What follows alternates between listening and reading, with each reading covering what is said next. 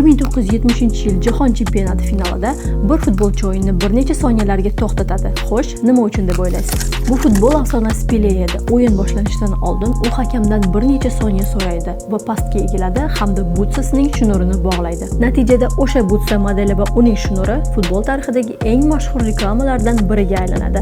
Bir dona shnur millionlab tomoshabinlar e'tiborida. Bu shuni ko'rsatadiki, sportda hatto eng mayda detallar ham juda muhim.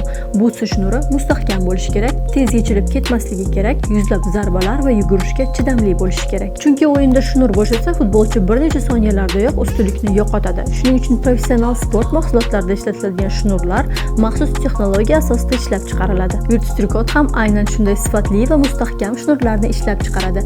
Bu oddiy ko'rinishi mumkin, lekin ba'zida katta sport ortida birgina shnur yotadi. Shu kabi qiziq ma'lumotlardan xabardor bo'lish uchun YouTube sahifamizga obuna bo'lib, like bosishni unutmang.